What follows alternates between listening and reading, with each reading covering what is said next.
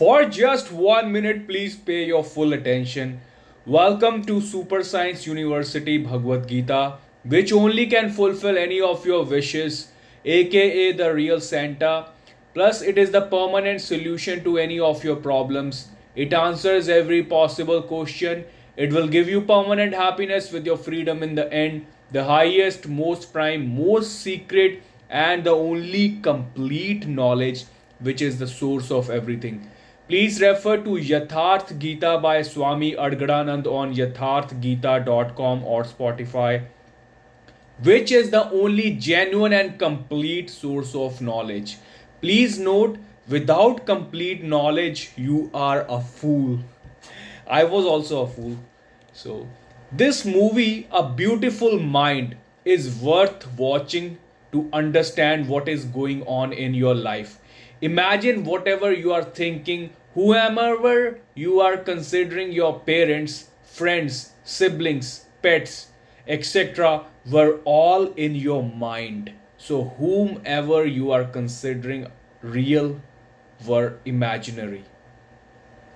They all were fictional characters and not real. Now, this must have happened with mostly all of you as kids. You had a mindset for you, and for you, that was the reality. But your mindset changed completely when you grew older, since now you know that what you used to think was not the reality. Now you would start laughing out at yourself. What else would you do? Because all your life was based on that lie. And when reality hit, your perception changed completely.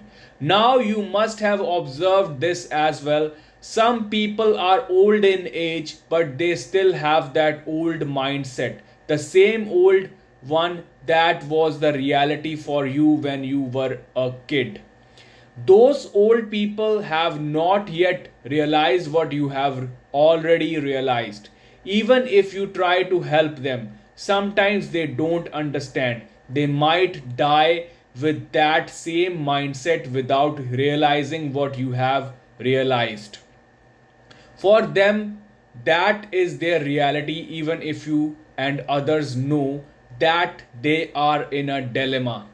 So remember, I'm talking about the other stuff, not what is regarding technology, like they don't know technology or anything else. I'm talking like they feel jealous, they like to talk on the back of others, like these kind of stuff that you are over with. So, and the other example is like if you had something in your mind that you used to think as a kid, but when you grew older, then that was not the reality. Suppose like you were thinking that the ghost really exists, like something is behind a door, or someone is under your bed. So things like that, when you grew older, and then you know that that was not the reality. So, what will happen to them? Science will say that their brain capacity had a limit, so they couldn't grow up like others. They couldn't realize what others did in their younger age. No, science will say that since those people died, so there is no way they could have leveled up to know what you have already realized. But spirituality will not say that. It will say that everyone has the right to knowledge and they would also gain that missing knowledge. But the question arises how? Then the most difficult concept comes, which is rebirth. But hold on, this is just a statement again. I will give an answer to this later. Now, what is the difference between those who die without realizing and those who realized at a younger age? What makes the knowledgeable and a fool separate? The difference is in the knowing. The knowledge is what makes them separate. Is there an end to the knowledge? Because there is always something new to know. Science will say there is no end. The more we explore, the more we will know. So science keeps on exploring and exploring. And at one point, science says we are still exploring. We don't know and we don't have an answer for that. What was there before nothing? How and why did everything start? Why did the Big Bang happen? If God created everything, then who created God? Now, you may have heard that in many religious books, God has no creator. He has no one to blame for. He was never born. He came out on his own. He will never die. He is just there. For science, all these statements makes no sense. How is it even possible? There is a difference between statements and knowledge. Without knowledge, statements have no proof. They are mere dead bodies. There is no soul in them. Can any religious book give you answers, or they will just give you the statements to confuse you? So we will still need to explore more in order to get the answers as per science. So yes, science is right. Explore more in the universe outside.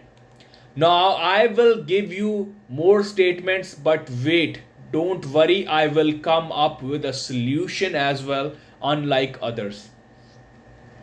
The first statement is that Bhagavad Gita is complete knowledge, so therefore the highest. The second statement is that after this knowledge, there is nothing else left to know because you have known everything. The third statement is that you are the universe in yourself, so you no need to explore inside, and you have to stop exploring outside. So you need to explore inside and not outside. And the other statement are the same as what other religious books claims about God, as I mentioned. But the difference is in the first three statements with the knowledge to remember your previous birth. That's the game changer.